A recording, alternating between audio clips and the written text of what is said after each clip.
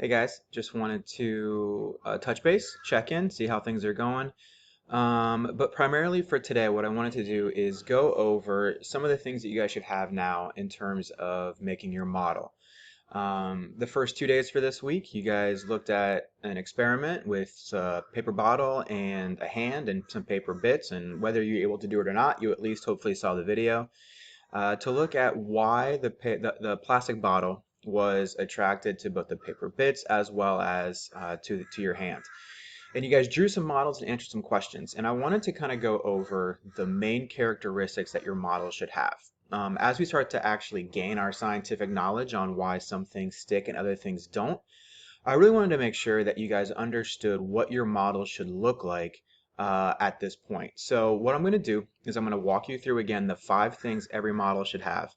And then I'm going to give you guys or walk you guys through some of the example models that you guys drew for earlier this week or last week, whenever you did it, to kind of guide through what is good about them, what's not so good about them, and then to show you an example of a model that incorporates all 5 of the components that need to be present for a good model to happen. Okay, so this is kind of like a summary, things like that. So just to review, right, there are 5 things every scientific model should have. So when you're drawing your models, whether it's the tape, whether it's the plastic bottle to the paper, whatever it might be, your model should always include these 5 things.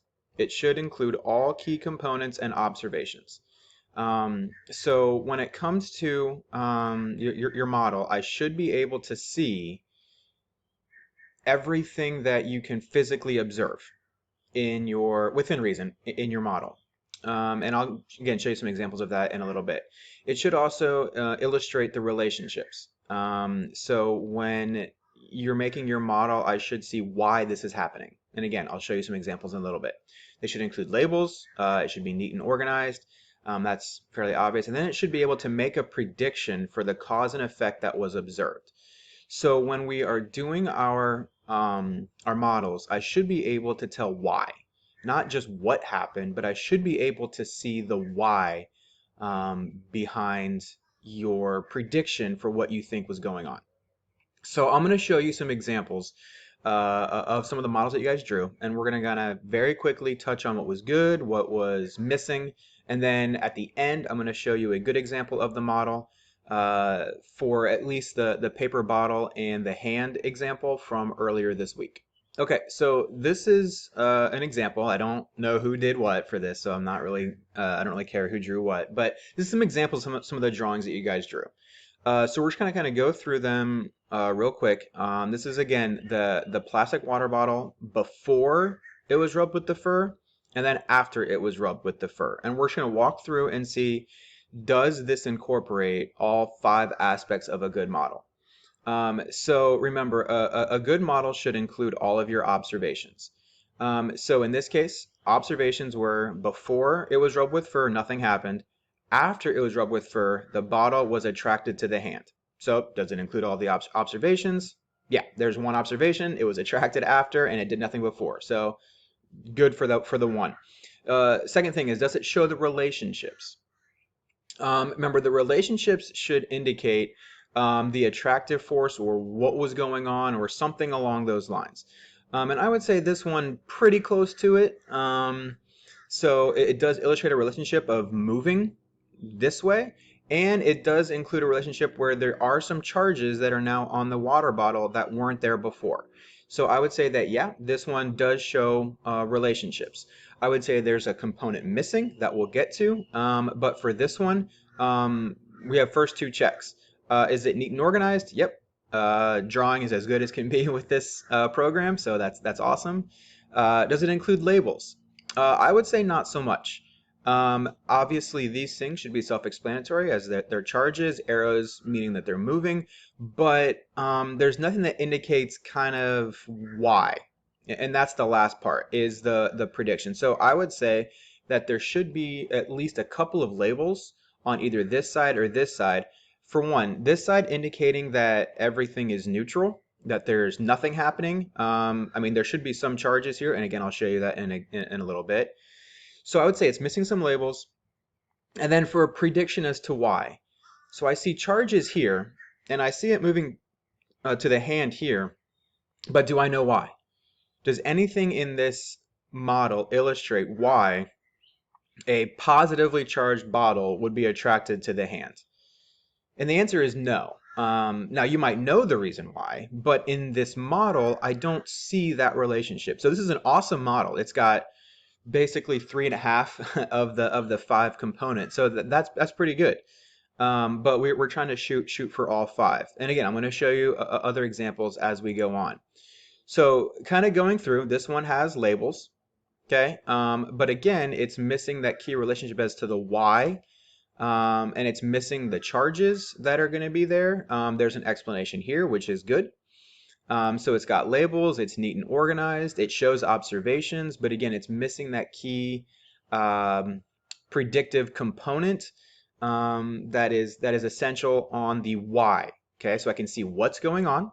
I can see that it involves some sort of force that attracts it to it, which is awesome. But again, there's a little bit extra that needs to be there. Okay. Just one more example. Again, I don't know which ones these are, but so again, you have nothing happen, so it's got good labels. You have bottles attract, so it's got good observations. It's got charges, but again, it's the same thing. I don't know why. So to me, I would have no idea why a positively charged bottle would be attracted to a hand with nothing there. Okay, so as we're making our models, we really want to make sure that the why is very clear. You might be wrong on your why, and for right now, that's okay. Well, it's starting to be not okay, but for right now, it's still okay as far as the why. But I should see the why somewhere. So what I want to do is show you an example of a terribly drawn but accurate model in terms of something that represents, in this scenario, the 5 things every model should have. And you can use this to, as you go forward, as you continue to make models and gain the scientific knowledge to be able to explain the why, this should be a good example for you as far as what your model should look like moving forward. Okay, so this is what I drew. Again, terrible drawings. This is my bottle, represented with just, rectangles. This is my awkwardly broken, terribly deformed hand. Again, I'm not grading or looking at drawing ability, especially with this software. I'm just looking for accuracy. Okay, so we have the bottle before it was rubbed with fur. Okay, so what I have is everything that doesn't have a charge is neutral, right? We should know that at this point.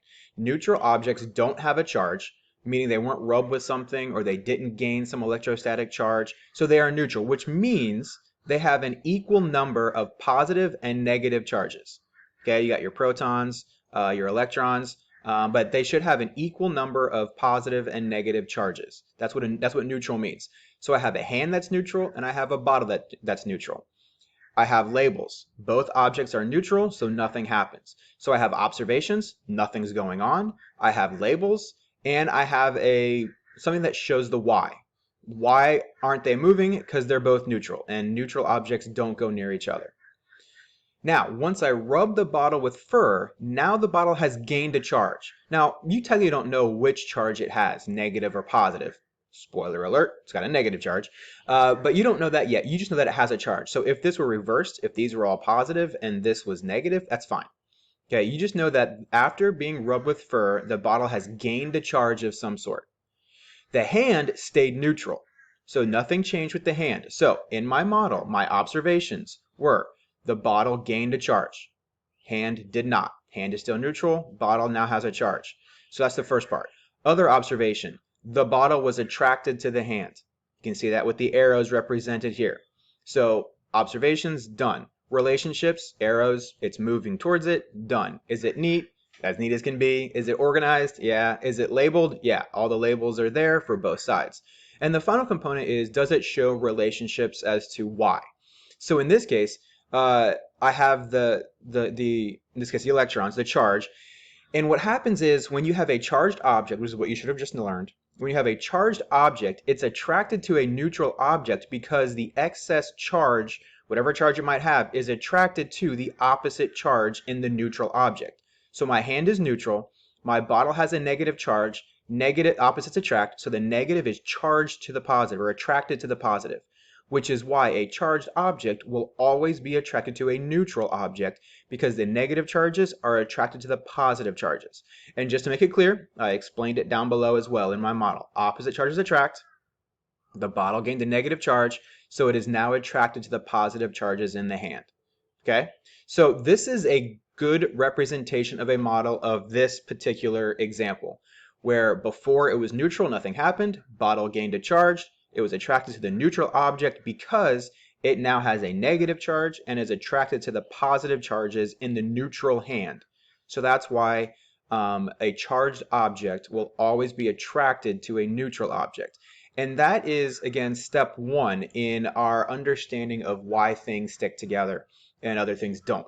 So we have, obviously, charges are going to be involved in this discussion. We're continuing with this, obviously, this week, next week, and the week after that, as we get more scientifically accurate in our descriptions.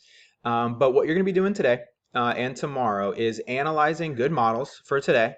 So you're going to be doing a reading and answering some questions on good models. And then tomorrow going over some of the concepts as to why charged objects and uncharged objects, why they have the relationship that they do have. So for the rest of this week, it's a summary of what you guys did on Monday and Tuesday on the learn.concord.org website. And then next week, we're going to add some more details to the mix. Okay? If you guys have any questions, again, send me an email. Let me know if you need any help or schedule any Zoom sessions or whatever it might be. I'm enjoying looking at your guys' work. The drawings are awesome, and I look forward to seeing you guys' answers for your work for today. All right, talk to you later.